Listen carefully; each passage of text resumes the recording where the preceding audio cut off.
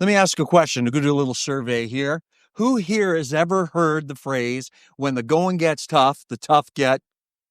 Okay, so a few of you have heard it. Who's never heard that saying before? Raise your hand. Very short memory, we just said it. That is a very common saying, though, that many people have heard. In fact, Billy Ocean wrote a song called "When the Going Gets Tough, the Tough Get Going." If you remember, it was in a movie. I think it was "The Jewel of the Nile" with Michael Douglas. Yes, okay, I am old enough to know that. But anyways, the fact is, the meaning behind this saying is that when tough times hit you, the goal is, or the purpose is, instead of giving in, what you do is you look deep within yourself and get tougher by pulling yourself up by your bootstraps. Here's a problem though with that. Is what you do when you don't have straps or boots to pull yourself up with in the first place. I don't know where you're at today, but maybe in your life, the circumstances where you are, you feel like giving up. Whatever that looks like for you, like your situation is so hopeless that the only thing you can possibly do is just get up and leave. Just walk away, head out the door, never come back. Your bootstraps are broken straps and your boots are rotting away beneath your feet. And that's where you feel you are today. Maybe you've lost hope. You feel that, you know what? There's no escape. There's no way to resolve my problem. You might be thinking that things are never, ever going to get better. And as much as you strain to look for a ray of hope, all you see is darkness. And even if you think that down that big tunnel, you see a light and a ray of hope, you know that in your case, it's probably going to be a freight train coming and heading at you in a hurry to knock you over.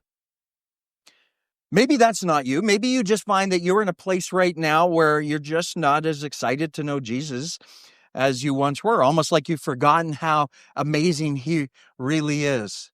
Do you remember the day that you met Jesus for the very first time?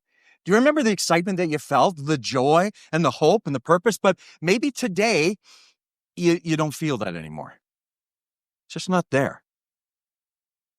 You get up each morning, you get ready for your day, you head off to work, or maybe it's to school, or you get up to go through whatever routine it is you go through, and then you head home again. It's like this circle that you keep doing and going over and over again. You repeat that same routine day after day after day after day. Is this all there is to life on this planet here that we're spending our lives on? Is that all there is? Well, this section of Luke's gospel is about the most amazing and thrilling person who's ever walked this earth. Can you guess? What's his name?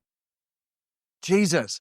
We say that's a Sunday school answer, and I got to tell you, and this is the right and most correct answer you could ever give. It is. Jesus is the most thrilling person who's ever walked this earth. And what he's doing is he's facing head-on impossible, hopeless cases. I mean, think about this. We've been going through the book of Luke, and what have we seen so far? The disciples thought they're going to die in the storm. But Jesus is able to calm that storm with just a simple command. No one could tame the demon-possessed man. Do you remember that one sitting in the cave, chained up? Would break his chains. They would finally subdue him and chain him up again. They couldn't do anything with this guy, but Jesus sets him free from his bondage with an unmatched authority. Now, as we move through the rest of the events in this chapter, we keep discovering that Jesus is more personal and amazing and powerful and so much more than just adequate for every situation. There are, get this, church, there are no incurables with Jesus. With Jesus, your condition is not hopeless. Your loved ones aren't hopeless. Again and again, we see both the power and the heart of Jesus. He calms the storm. He makes the lame man walk. The blind can see. He cures sicknesses. And what propels him isn't to bring glory to himself. That's not Jesus. It's not to line his pockets. He's never once charged somebody for his services. fact, even to get some money, he got it from the mouth of a fish. But he never charges anybody for his services. Notice? Why does he do this? He does this because of his heart of compassion and a heart of the Father reflected in this earth of generosity. And he continues to show us in his unparalleled power and authority in 2 stories in chapter 8 that Will was able to read for us this afternoon. In these scenes we're about to explore, we see a father, we see a woman, and we see a little girl. All three are in desperate situations. And the father and the woman, they come to Jesus, seeing him as their only hope in the desperate situations that they have now found themselves in. Listen, when the going gets tough, they realize that the answer isn't from becoming stronger, but by becoming weak, by becoming helpless before the Lord. So they come in humility, they come in weakness to Jesus, and as a result, Jesus showed once again that he is the answer. Look at verse 40. When Jesus returned, the crowd welcomed him, for they were all expecting him. Just then, a man named Jairus came. He was a leader of the synagogue. He fell down at Jesus' feet and pleaded with him to come to his house because he had an only daughter, about 12 years old, and she was dying.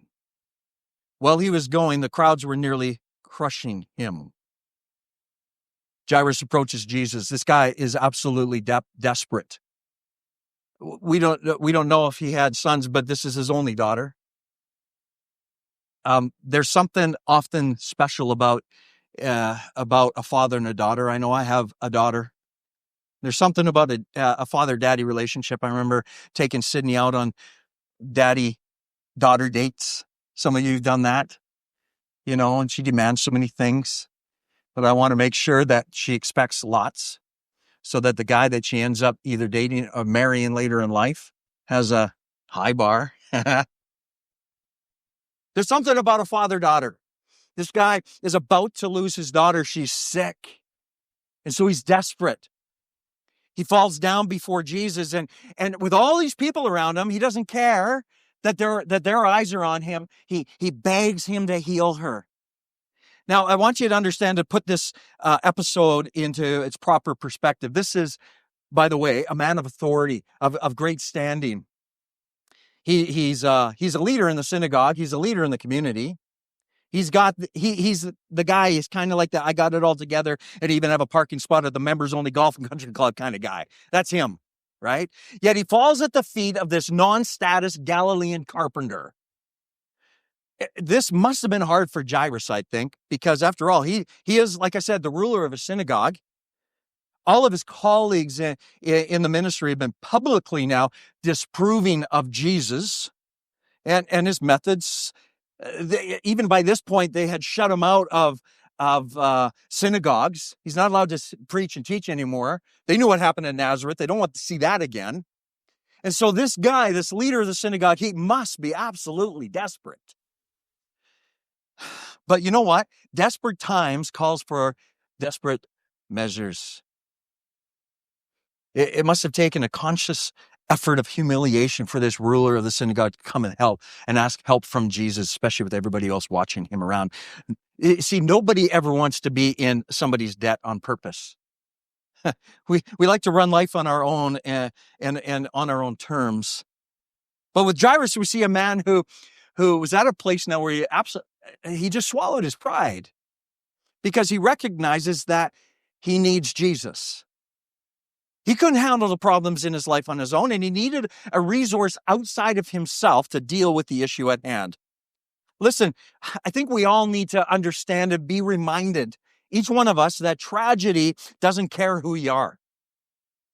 The trials of life aren't going to pass you by just because who you think you are. Sickness and death could care less about your achievements, about your possessions, about your status. When the trials of life come, you need a resource outside of yourself. You cannot fix the problems. We've seen that over and over and over again. And in my own life, I'm sure in your life, and you've seen that in other people's lives as well. We can't do it on our own.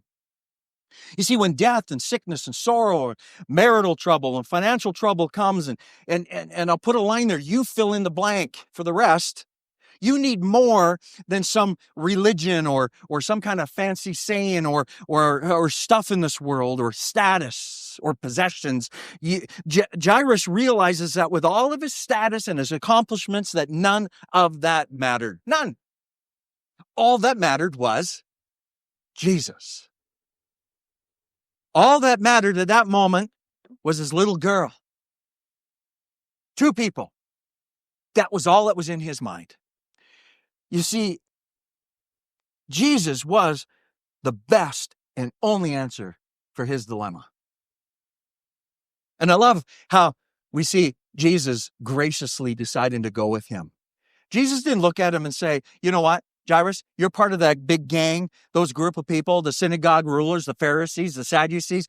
They have been nothing but problems for me. I'm not going to go with you. You know, he didn't just do the Adam. That's not Jesus. Jesus looked at him and he had compassion in his heart and he agrees to help, and they begin this traveling to Jairus' home. Now you got to remember this crowd that they're with. They're so enthused. They're so intense. It says that they were nearly crushing Jesus. Imagine the pushing and the jostling going on. Hundreds of people in a mob, making it almost impossible to walk. Hands on shoulders, elbows bumping elbows, people stepping on people's feet, tripping over each other, which is what I think helps set up the next scene where a woman realizes, just like Jairus did, that Jesus is the best and the only answer for her situation as well. Let's take a look at verse 43. A woman suffering from bleeding for 12 years, who had spent all she had on doctors and yet could not be healed by any, approached from behind and touched the end of his robe. Instantly, her bleeding stopped. Who touched me? Jesus asked. When they all denied it, Peter said, Master, the crowds are hemming you in and pressing against you. Someone did touch me, said Jesus. I know the power has gone out from me.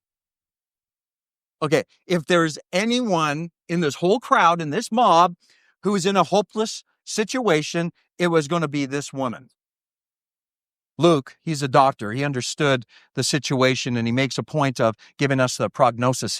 The verb tense indicates that she was experiencing a continual flow of blood. She's a very sick woman, and would definitely have been weak and anemic for sure. I mean, the least efforts would have worn her out.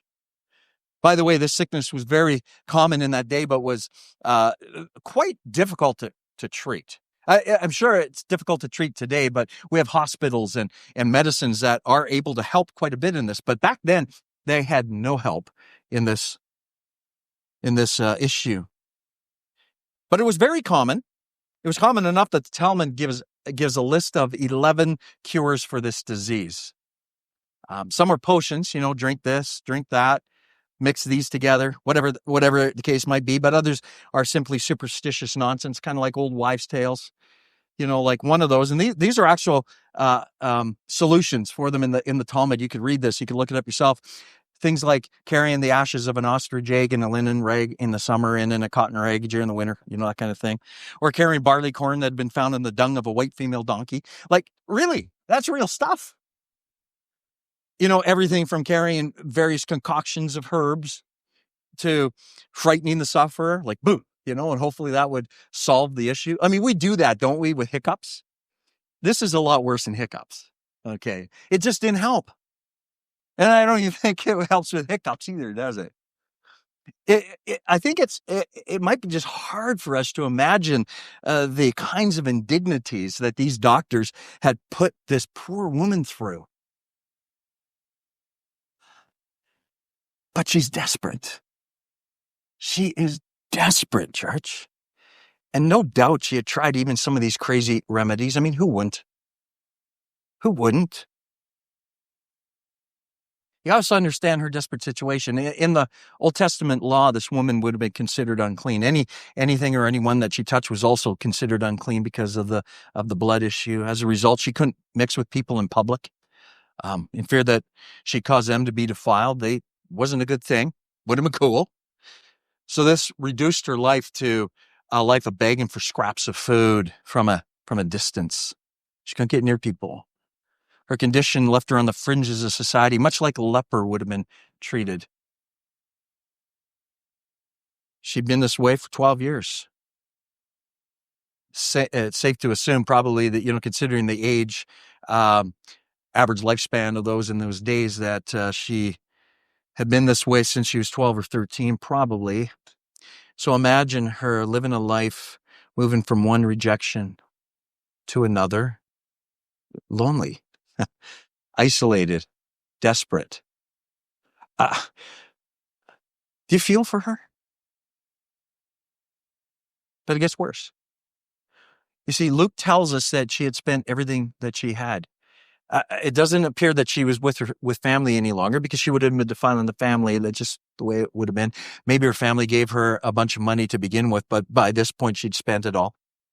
The doctors and their useless remedies hadn't helped her.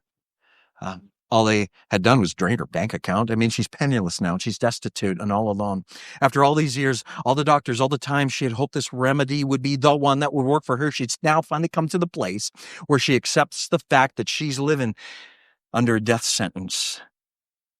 Life is literally draining out of her body, little by little, day by day. I wonder how many people can identify with this poor woman. Maybe you don't have that disease, but like her, you're filled with suffering, you're filled with sorrow. You're feeling like you're paying terrible costs in life that keep piling up. You're desperate, you're isolated, you're alone, and there's no way of overcoming anything that like what's going on in your life. And it's like you're saying, I just can't win for losing. You don't know me. I can't win for losing. Maybe that's where you're at. But now this woman, she finally has this ray of hope. Okay? She knows that Jesus could heal her if she simply touched his robe. She's heard the stories. She knows all these stories. She's heard about them. She's even met probably some of the people who have been healed. So she knows them personally. And if they could be healed, maybe this time it could be me. So you can see it kind of happening. It's like watching a movie on a big screen. Just imagine her. She now begins to elbow her way through the crowd, a crowd that she would never have dreamt to ever get near before. But now she's elbowing her way to get to Jesus. And I got to tell you, she's taking a huge risk. Because if she'd been recognized, she would have been subjected to public humiliation at the very least. And at the very worst, if they had recognized who she was, that crowd may have gotten a little angry at her and even stoned her to death. But for her, guess what? It's a risk worth taking, because she believed that Jesus would heal her. I just got to get near enough to him. And when she does, she finally gets to him. Can you imagine? Just picture her reaching her trembling hand, and she doesn't even touch Jesus. She touches his robe. And in that instant, she received what none of the doctors could give her. She's healed instantly. But as soon as she touches him, Jesus asks, "Who touched me?" Of course, there were dozens of people touching him and bumping into him that day. It was a fact that was pointed out by the disciples. Like, really? Come on, Jesus. How could you avoid not being touched and jostled in this crowd? Jesus, really? Well, he didn't ask the question to gain information. He already knew even before it happened. He willed it. So why did he ask, "Who touched me?" He asked it to extract her confession and then to clarify her what had taken place. It was not her touch that had cured her. It was her faith, and he wanted her to know that. It's not a magical formula thing that happened, but it's rather God's power which made possible the cure. Then, let's go to verse 47. You'll notice that she fell before him in fear. When the woman saw that she was discovered, she came trembling and fell down before him. In the presence of all the people, she declared the reason she had touched him and how she was instantly healed. "Daughter," he said to her, "your faith has saved you. Go in peace." By the way, Jesus shows his heart of compassion and his tenderness here. The term daughter, this is the only time we ever see Jesus refer to anyone in Scripture as daughter. But he calls her daughter. That's pretty special. But imagine this poor woman. She's probably expecting Jesus to lash out at her for touching him, or her touch would have made her ceremonially unclean, or made him ceremonially unclean until sundown. But she didn't need to worry about that. Do you know why? Jesus doesn't catch disease.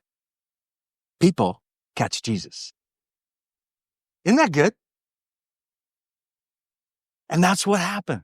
This woman didn't pass on her disease to Jesus. She caught Jesus.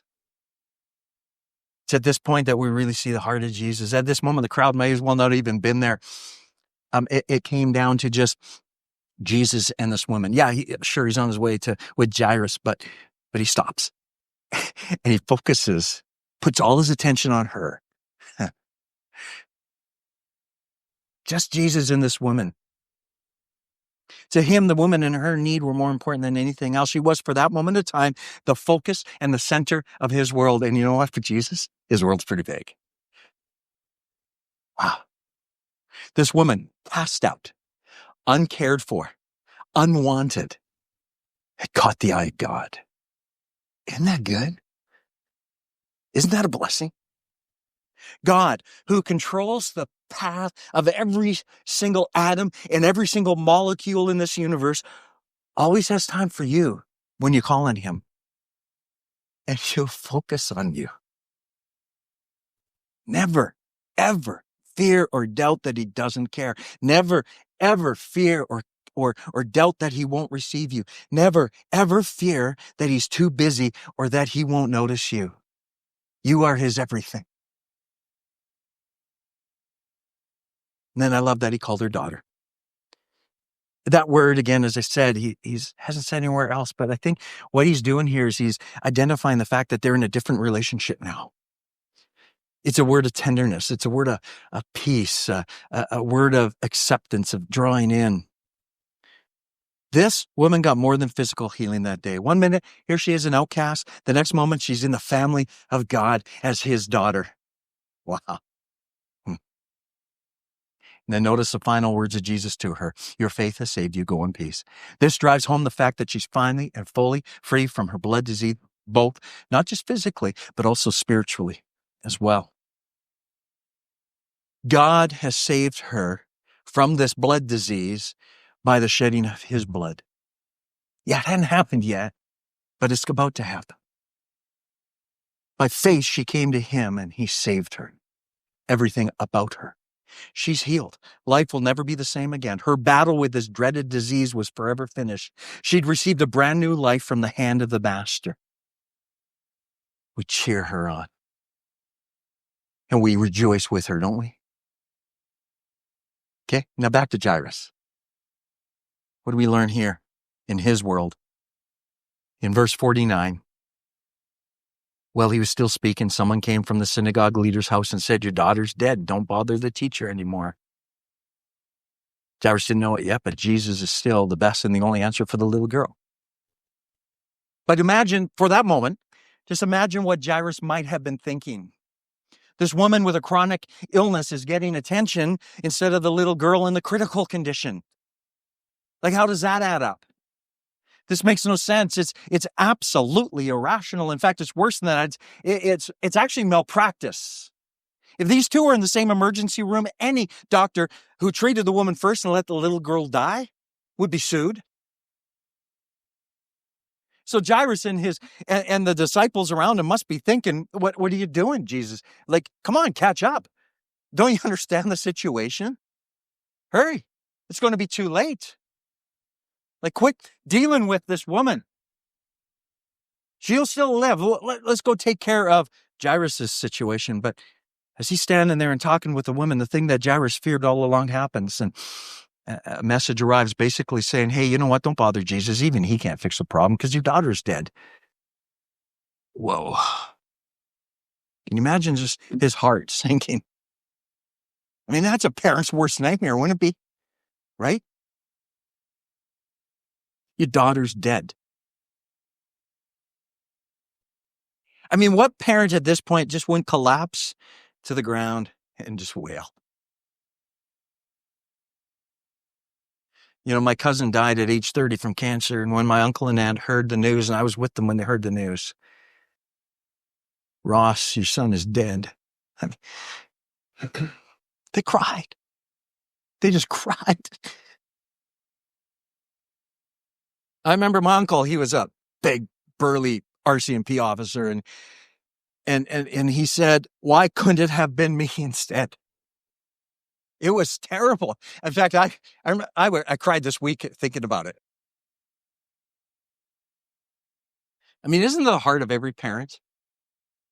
No parent ever wants to outlive their children. None. And so you can imagine this must have been the darkest moment of Jairus' life. All hope for his daughter's gone now. What a useless trip. Now, have you ever been faced with a similar situation like that? Maybe not with your daughter dying, but maybe it's hopeless. Facts staring in the face, and every one of them cries, no hope, none.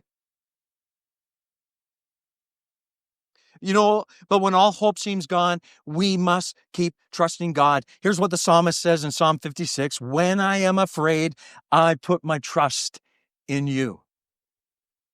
Notice he doesn't say, I never struggle with fear. He didn't say that. He knows that fear is going to strike at some point. Bible doesn't assume that true believers will have no anxieties. Instead, the Bible tells us how to fight when anxiety does strike. And what is that? Here's how we fight. We put our trust in God. Bottom line is this, when God doesn't move in the way you think he should be moving, trust him anyway. And we see in the next few verses how that hope in God is renewed. Look at verse 51. After he came to the house, he let no one enter with him except Peter, John, James, and the child's father and mother. Everyone was crying and mourning for her. But he said, stop crying because she's not dead but asleep. Well, they laughed at him because they knew she was dead. So he took her by the hand and called out, child, get up. Her spirit returned and she got up at once. Then he gave orders that she be given something to eat. Her parents were astounded, but he instructed them to tell no one what had happened. He told them not to tell anybody what's happened yet because there's still some things that Jesus wanted to accomplish first. Jesus has a plan. He's working the plan. He knows how to do the plan. Now, obviously, word got out anyways, but still, Jesus is just making sure that the right plan and the right messages are being sent out. But here we are. People, of course, laugh when Jesus says the girl's asleep. They know a dead body when they see one. I mean, dead bodies are pretty common back then, just as they are probably today. But back then, if somebody died, typically they would die in your home. So everybody would have seen a dead body. And of course, they're dead. That girl was dead. And they're right. Of course she was. So then why does Jesus make that reference to sleep? The answer is in what he does next. Jesus sits down beside this girl, takes her by the hand, and he says two things to her. And the first, it's from Aramaic. It's a word called that he uses, talitha.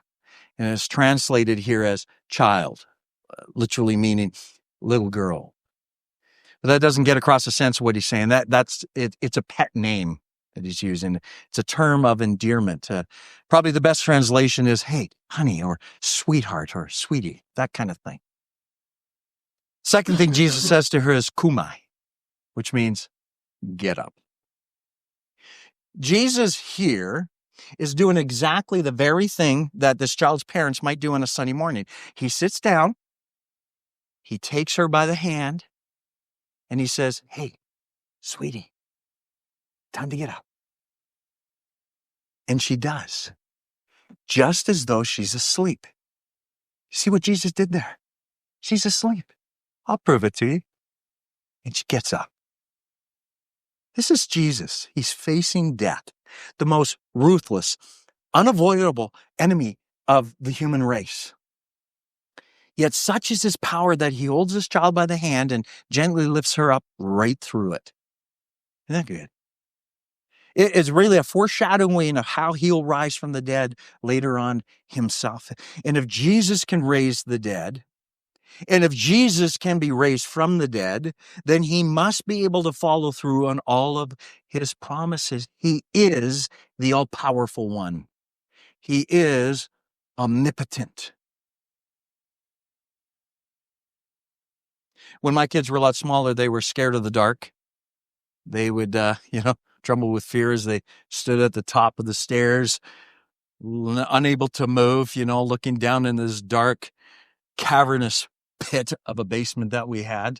They stand there just fearful and until they felt my large daddy hand grab a hold of their little hand.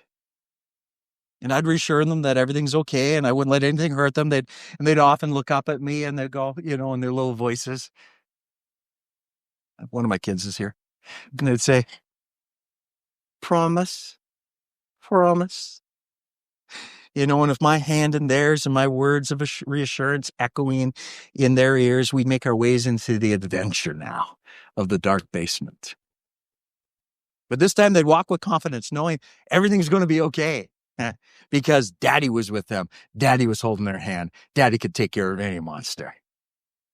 Listen, church, Jesus is the ultimate parent. Jesus can take care of any enemy. Jesus can handle any monster in your life, in my life. And he'll take you by the hand and he'll bring you through the scariest of all basements.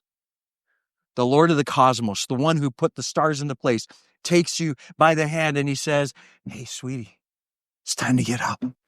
Hey, sweetheart, it's time to go.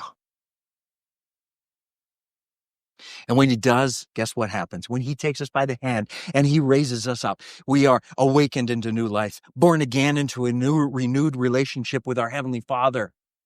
Once dead, we're now made alive in Christ. And then as his child, we are then kept in him. One of Jesus's half-brothers, his name is Jude. He said this in Jude 1, to those who are called, loved by God the Father, and get this word, kept for Jesus Christ. Kept. You might remember we went through a series in Jude and we talked about that word kept quite a number of times. This word kept, just as a reminder, as a refresher, means guard or to watch over, to maintain, to preserve. If you are a believer in Jesus Christ, you can rest in the salvation that he's given you. The Holy Spirit who enters you at the moment of salvation is the promise that you will be kept throughout this life, and not just this life, but all the way through into eternity. Secure in him. And then add to that wonder. When I read about Jesus walking on water, feeding a multitude with very little food, calming a storm, healing a sickness, raising the dead, it assures me that there's nothing impossible with him. That lost spouse or family member can be saved. That impossible situation in life can be handled. That incredible need that you think is so great, listen, church, it can be met. When I place my problem beside Jesus, that big Jesus who reaches down with his big hand and grabs a hold of my hand, when I put my problem beside him, it suddenly grows very small. No matter how great it looks in my eyes, it is nothing compared to him. Nothing. After all, a God who can create a universe from nothing can do anything. A God who can part the sea, rain down manna from heaven, heal a sick body, raise a dead body, and save a lost soul, that God can do anything. Which means then this, for you and me, that Jesus is the best and the only answer for you and me. And what can we take then from these two stories in Luke's gospel? For us, what do we need to do? Take back home with us for the rest of this week, for the rest of the month, for the rest of the year, for the rest of our lives. First, this. Know that Jesus is remarkable. His power and his authority is unparalleled. He simply spoke or was touched. In fact, like I said, even just his robe was touched. And people were healed. People were restored to life. Power was contained within him. Nothing and no one can stand in the way of Jesus. No power or problem on earth, no demonic force, no mocking crowd, no violent storm, no dead body. Secondly, no, that faith in Christ is the most reasonable decision that anyone can make. It is absolutely sensible and right and good to trust in Jesus. I mean, though genuine terror in the face of a violent storm may be reasonable, though hopelessness after 12 years of severe bleeding seems reasonable, though fear and crushing sorrow from a beloved daughter's death is reasonable, Jesus tells us that trusting in him is more reasonable. He is truly the best and the only answer for you and me, church. Whether you are like Jairus at the top of the social structure ladder, or like the woman seen as an outcast, recognize wherever you are your desperate situation and come humbly in faith, and Jesus will meet your need. After all, Jesus rose from the dead, victorious, did he not? Breaking the power of death forever. Isn't that great? And this should compel us to trust him for salvation as well for everything else that we have in our lives. Faith in the God who has the power and the authority and compassion to do all these things is the most reasonable source of action. And even when we don't get healed from 12 years of hemorrhaging, even when our 12-year-old son or daughter doesn't rise from the dead, even when a cousin dies at the age of 30 from cancer, we can rest assured that in his astonishing power and his wisdom and his kindness and his goodness and his generosity, that God will somehow work all things together for good. If not today, then in eternity. And how long is today? Today's going to end. It has an expiry date, does it not? But how long is eternity? Eternity will be where we are completely, finally, perfectly healed and restored, and it will continue for eternity. I mean, I don't know what other word to say. Yeah, forever. But either way, guess what? We win, church. Either way. So then, with that understanding, the real-life accounts we looked at this afternoon in Luke's Gospel help us see that our own tragedies are, now in light of eternity, really just a very bad chapter in an otherwise very good book. Yes, pain and suffering are real. But the cross is also real. We don't have to pretend we're tough when the going gets tough. In fact, we don't even have to get going at all. We can throw ourselves completely before the cross, broken and helpless. When the going gets tough, the tough do not get going. The tough are to become weak and fall helplessly at the feet of Jesus. And when we do, we find that from the ashes and brokenness of our lives and circumstances, these nail-scarred hands reaching down and lifting us up, carrying us through the darkest of valleys, the darkest, scariest basements we could ever imagine. Jesus reveals to us, not just through the miracles of Luke 8, but even more so through the miracles of his incarnation, his death, his resurrection, and one day, by the way, in his return to us, that faith in him is the most reasonable faith of all.